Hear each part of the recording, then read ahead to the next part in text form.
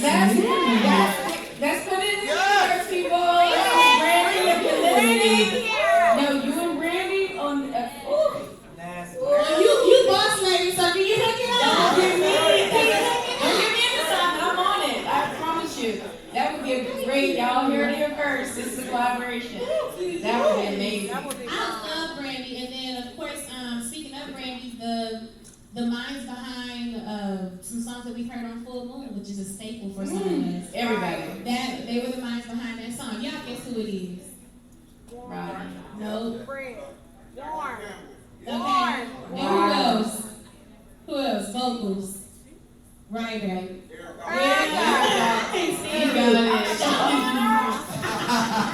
That's incredible. Yes, and so this was nostalgic, so that's why we said sitting up in my pool, because we were talking about, my journey as just being a young believer to now this woman, to my first found love with Christ. So you hear it, and we were in the studio that we did my first record in. So it just brought back so many memories, and I was trying to sing like Eric Dawkins, and it was just so good. So let me ask you a question before we go to the last song, before the last moment. How has it been for you being a new wife, balancing your career, and now about to be back on the road again? What advice would you give young women in trying to pursue their careers and be a good wife? And I would say, that's a great question. Let me pace myself. yeah, give yourself Some some time. time. Be real with yourself. And remember, I'm teaching myself that you have to pace yourself. There's a difference between career moves and money moves. And not every opportunity you have to take.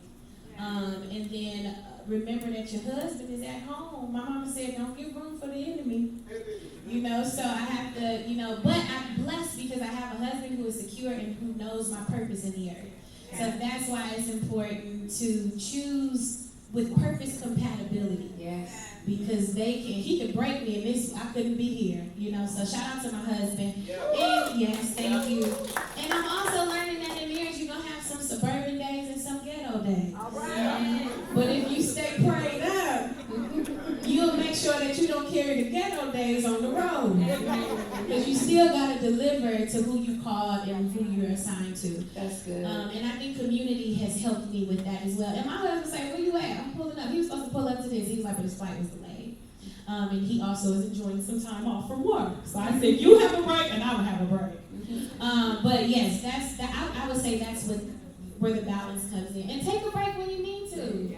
That's all. I don't got much. I'm still learning. God bless you. Now listen, and I watch you cook up on the gram. I'm like, oh, she's grown up now. No, pray my strength. But no, I'm a cook, and I have to pray my own strength. I really don't.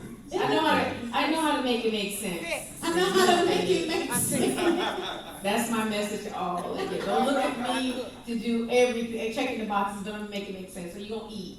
How do we get it on the table? Listen, DoorDash, and Instacart, there have been a plethora of days where I said, you have a good, God bless you. That's it. Okay, because I got stuff to do. Yeah, You so better go to Boston Market and put it on a plate and make it look pretty. Absolutely. Thank you, Jesus. I want you to tell us how you feel this project compares to your previous project. Y'all asking good questions. How does it compare to the last project? This is actually incomparable because on both projects I was just in a different space. I was in a different space. I don't even know how to explain it. It was like I was tapping into that security and that confidence, but on this one, I'm in it. I'm not just tiptoeing. It's like, no, I'm in here. That is what I think is the difference. And you hear it, like a lot of times on all yours, people were saying, you sound like your mother. It's like you hear a lot of caring, and I think I'm tapping into that glory that you get when you are just embracing your woman stuff. Yeah. And I'm here, and I can be a quiet storm. You know, so I could go on and on about that. It's just so much I'm tapping into. You hear even the love that I have with my husband. In the other records, you kind of hear a little brokenness. I was delivering from a place of brokenness. But this time, I'm delivering from security. And I think that's the difference. I get emotional. Even with, you know, we were working on this project while we were going through with my grandparents. We lost my grandmother. And I was on this project saying, I declare healing to my grandfather's body. We finished the record, my grandfather passed away. And so I'm like, okay, God, is that going to go on the record? Because that's going to seem like we ain't, you know, on the same page. And the Lord said, what's healing to you is not healing to me. And the Lord dealt with me, and he said, your grandfather knew what was going on. And I know he knew what was going on. So I'm singing from that place of processing it all, because I call him Papu. Papu would be still on his couch in his briefcase getting things in order after Nana passed. But it was like he let, you know, okay, I'm going to let Nana go. But he had these moments where he was like, I got to get my stuff together before I go. I watched him. And it was like the Lord told me, he said, your granddaddy took the upgrade on this situation, you know. Because at the end of the day, the Bible talks about the believer looking forward to the day with the Lord. And my granddaddy, he was saved. He kept his mouth shut. He didn't get into no crazy conversations. So he wasn't afraid of that. So I could keep going. So even that understanding, that's a different kind of understanding. When you can process grief with that perspective, I wasn't doing that before. So you hear it on this record. And it's so interesting you have this conversation, because we were at dinner last night in this same space, and you just confirmed what many of us, Evie, myself, tried to confirm, that we believe that death is a bad thing, and there's a beginning and there's an end. Yes. Everything in between is not going to be pretty. Yes, right. And the things that we do, we talk about the wages of sin, but it's all packaged up, and when we depart from this body, it's all made well. Yeah. So I think you just encouraged me, and there was some confirmation in some things that we were talking about last night. It's a scripture, I don't remember who it was in the Bible, and maybe somebody here can help me. But it says when he died, that was when he saw the Lord's face.